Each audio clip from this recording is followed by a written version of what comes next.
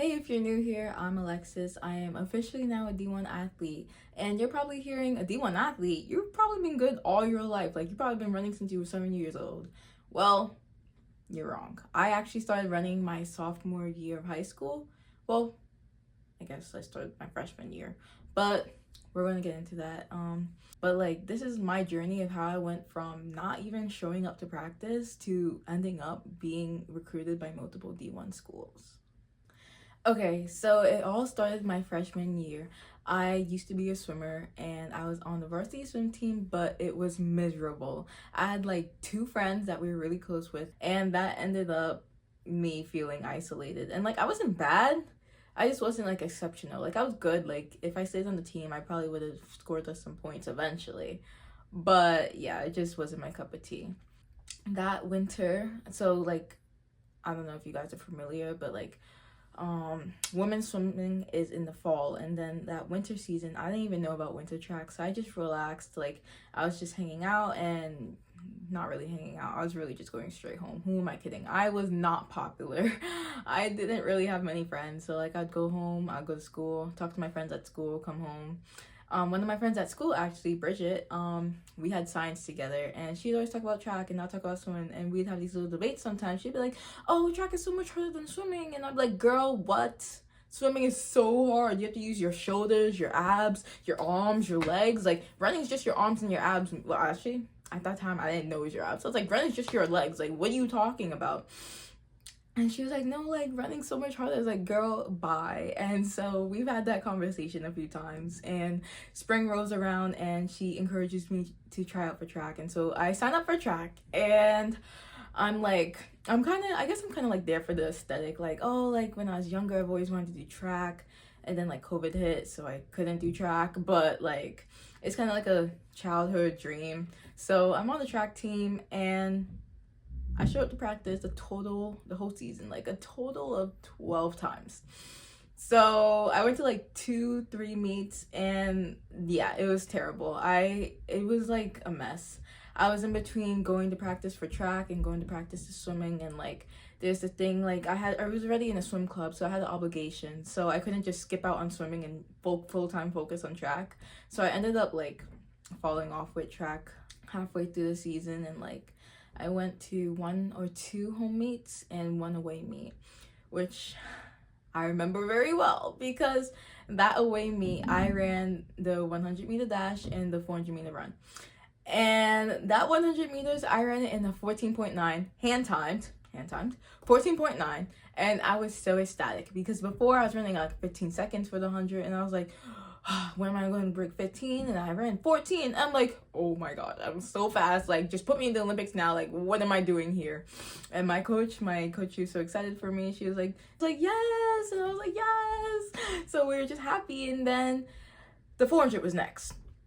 And I just ran a PR in the 100 as someone who went to practice like once a week, twice a week, maybe. So I line up for the 400, and I'm put in the first heat. And you guys are like, why did you put yourself in the first heat? I didn't understand the pressure around the first heat. I didn't understand that the first heat is what scored points. I was like, guys, why are you guys scared about the first heat? Like, they're like, oh, it's like fast people. I'm like, okay, like, I'll go. Like, I don't care. I'm pretty fast, I think. Wrong. I run my 400 in 1 minute and 30 seconds. Actually, there's no documentation of this. There's no documentation of this 400. There's no video because my parents weren't there. We couldn't find it on the Google Classroom. I looked personally, then my coach looked, and we couldn't find it. It wasn't like posted online. It was like posted in like a Google Sheets because I think it was a dual meet. So yeah, I ran a 1 minute and 30-second 400. And I remember I was running down the straightaway and my legs felt dead. Like, it felt like how you feel at the end of the 4, but it was just the beginning. So I was running, and one of the parents, he was yelling, he was like, this is not a jog, this is not practice, stop jogging. And in my head, I was like, well, excuse me? Because like, the girls were already far away from me. But I'm in my head, I'm like, why would you say that to me? Like, you literally just hurt my heart. Like, I'm trying my best. So yeah, I finished that race, and I'm a little embarrassed. and I'm just kind of like sitting there, and time moves forward, and the end of the spring season's here, and I've been to like 3 meets.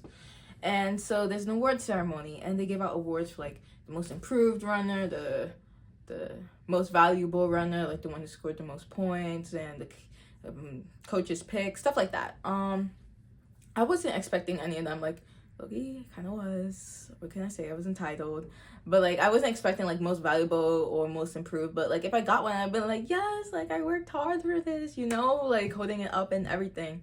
But the one I was expecting was a pin.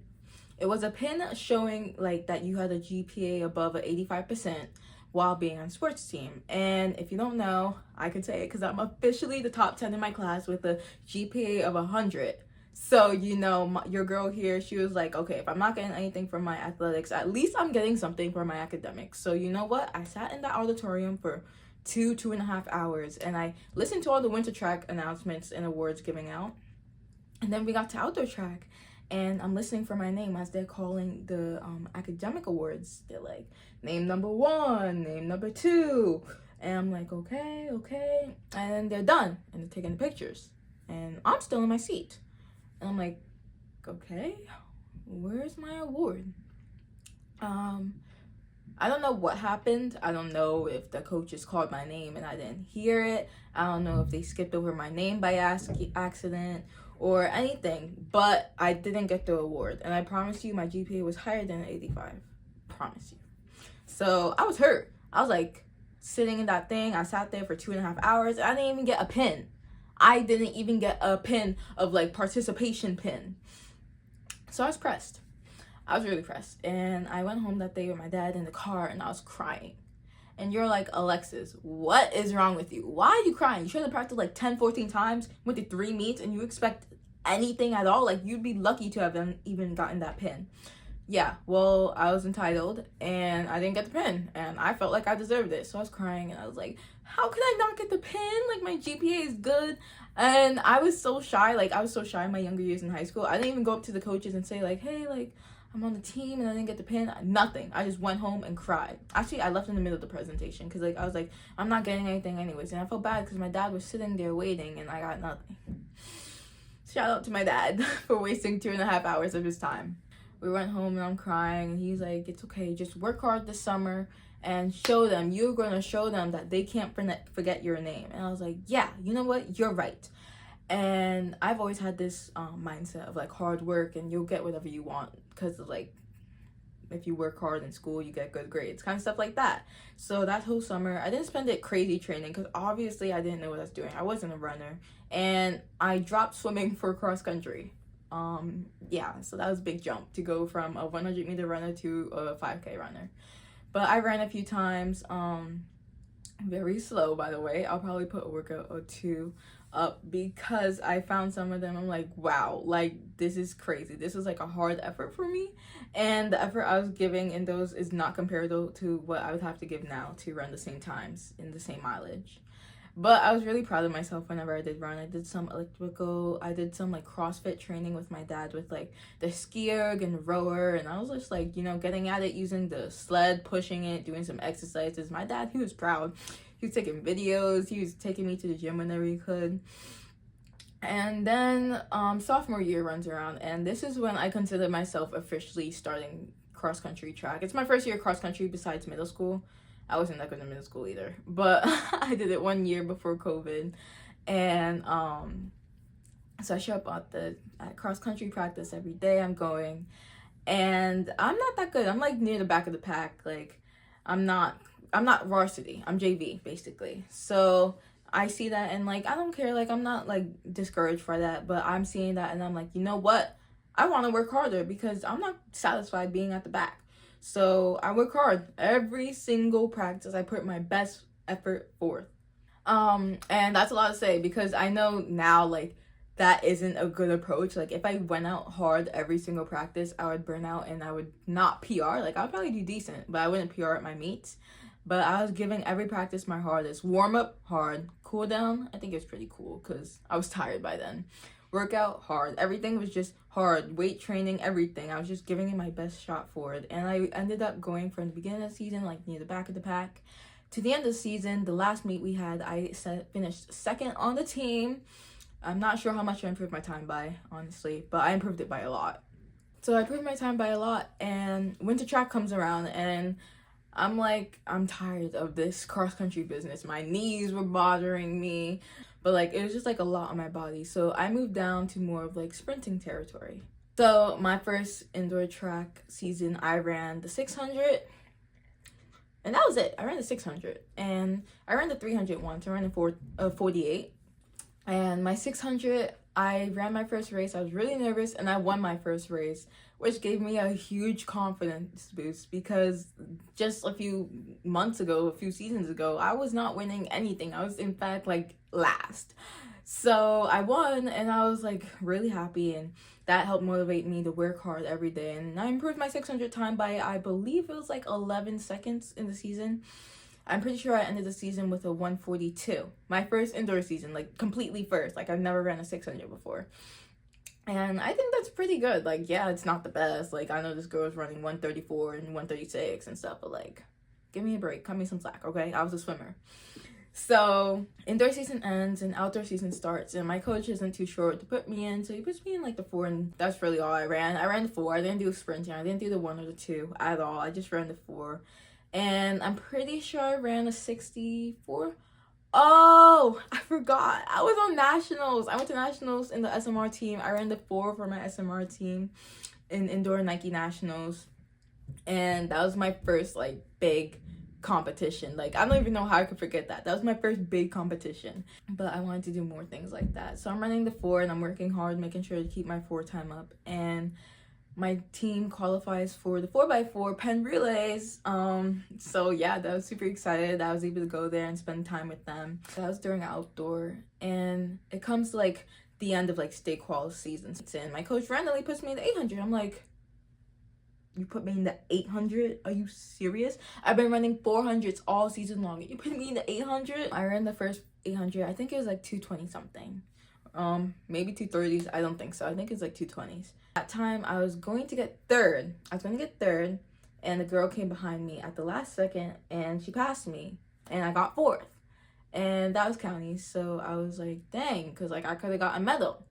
And I didn't get a medal. So I was like, okay, whatever, you know, it's counties. I have more time to get a medal, you know. Next meet, coming in 3rd, last straightaway. Boom, get passed, get 4th. And guess what? Didn't get a medal by the same girl. And I'm like, oh my gosh. I'm like, oh my gosh. I just blew 2 chances at a medal. And I can't get a medal anymore. So I'm like, bro, like what even was the point? Like that was a PR too. Like it wasn't like, oh, I ran the same time. Like I ran faster. It's just the girl behind me. She just had a kick, right? So it's state quals time. And my sleep habits were horrible for sophomore year. So I was like sleeping before the meet, and my coach, he wakes me up by putting ice on my forehead. So like I'm up and I'm a little bit rested, had a nap. It's hot. It's really, really hot outside. But I have my little spikes that actually I got them like for like $30 from a store. I had no idea what the spikes were for. I just got them. And so I'm on the line for the 800 and I'm just kind of like ill prepared, but like mentally I'm telling myself, like I've had conversation with my dad, I'm like, don't let the girl pass you again, like at least get 3rd, like don't let her come up at the end. Like at the end, if you're tired, I don't care if you're tired, just push forward and just keep running. So it comes to the 800 and the first lap I'm in 3rd as I usually was, and there's a decent gap, and I'm passing by the tent of the girl in 2nd place, and I hear her teammates, and I'm just thinking in my head, like, is she slowing down? Because I'm telling you, it's really hot outside too. Everyone's like drained of energy. And obviously the second lap of 800 is obviously slower than the first. So she's like slowing down. So I'm like running and I pass her. And in my head, I'm just thinking, I'm like, okay, I'm not going to think about that. I'm just going to continue running, right? Mind you, I was not trying to make states because I didn't make states my indoor season. I didn't even know how to make states my indoor season. I was just running just to run a good race, you know? So I'm running and running. And the girl in 1st place, she's awesome, by the way, but she's in 1st place and we're coming around the last 200. And I caught up to her and I'm just thinking, like, in my head, the last 200, I'm thinking, oh no, I gotta go, because you know who's gonna start coming? The girl from behind. And I'm like, I cannot get caught. Not again. Not my last race of the season. So I start booking it. You know, I'm just putting my head down and just running. And I'm tired, and I've never done this before, but I don't really feel the pain in my legs, because I know if the girl behind me catches me, I'm never hearing the end of it from my dad. And so I'm running, and I passed the girl in first, so now I'm in first.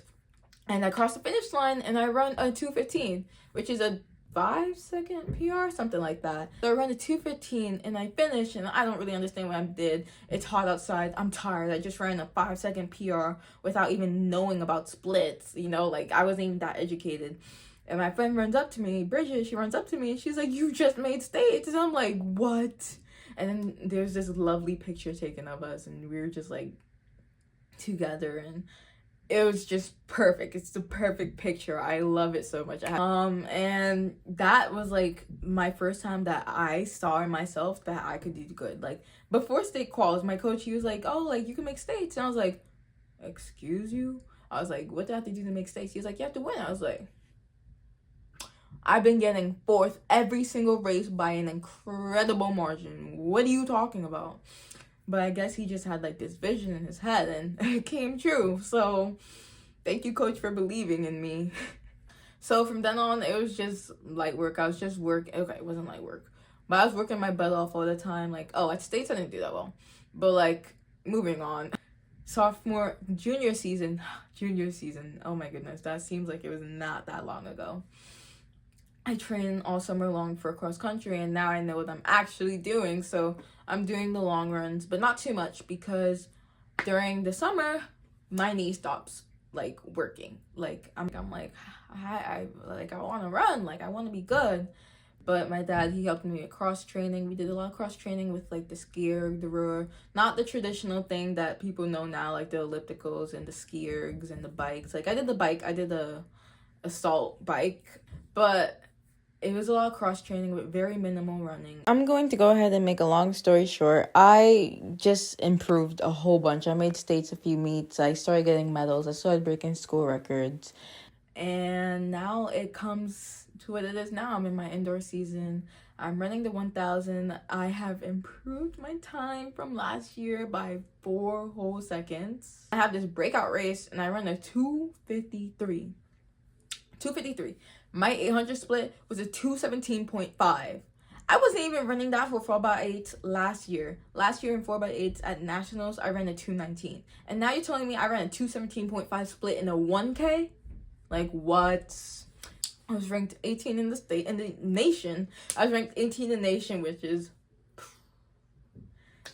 you know, it was just crazy to go from running a 100 meters with a PR of a 14.9, running a 400 in a 130, which my PR for the season ended up being a 124. So yeah, that 130 isn't too unbelievable. You know, to go from that to running number 18 in the nation. And I know I'm not number one. I'm not going to be invited to like those New Balance meets where they got that cool uniform on and the sponsored gear. I pay for my own stuff.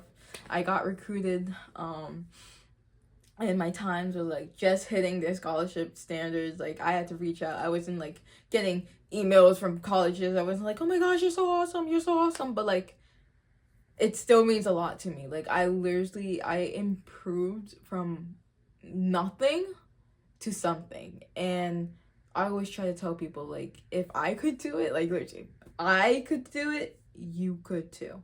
Like there is nothing special about, okay, this sounds very self-deprecating, but I mean it in a normal way. Like I love myself. I am very special. I'm very unique. But there is nothing different about me that is not in you. You know, you get what I'm saying? If I could put in the work this season, over the summer for cross country, you can too. If I can pick up the weights and do some arm stuff, do some leg stuff, it hurts. But do you want it as bad as I wanted it? Because I wanted it bad. So find something that you want bad. And even if you try it and you're not that good, doesn't even have to be sports, but in my case, I'm gonna just use it as sports. If you run a 200 and you run it in 35 seconds, like that's okay. Take time, work, look at the YouTube videos, find the form, watch the Olympics, watch what they do, research, oh, what's Gabby Thomas's workout routine, what does Gabby Thomas eat in a day, what does Sha'Carri Richardson's running form look like? Look at their races. Look at their good races. Look at their bad races. Find what differs. It takes a lot of research, but you can do it. Find the little things that differ in like your form, your eating habits. Like I used to eat a lot of sugar, and like honestly, I ran that 215 that day. I think I probably only ate 4 cookies, and I had a few hours of sleep. But it takes a toll on your body. Try to eat healthy. Try to get 8-9 hours of sleep, and just put in the work. Have a goal. Set goals. Write them down. I used to have a paper on my wall to check off whenever I reached a goal, and like seeing it every morning, just seeing that time goal on my wall was just, it just put in my head like, you can do this, and I hit it. So yeah. I'm just gonna end this video off with saying thank you for watching. I hope that my story, if it showed anything to you, it showed you that you could be awesome and you can be better than what I did. Obviously, I didn't do everything right around my journey. I didn't start looking at form from my sophomore year, and if I did, I probably could have been a whole bunch better. But you know, I'm giving you the resources, the tips, kind of, you know, listen to my story, do things differently than I did. You can go from someone that doesn't even finish first in any races at all to going to your dream college with a scholarship, you know? Well, this is getting emotional. So like the video if you enjoyed, and you can subscribe because I plan to post a lot more consistently than I've been posting. And I'll see you guys in one of my other videos. Good luck and go get them.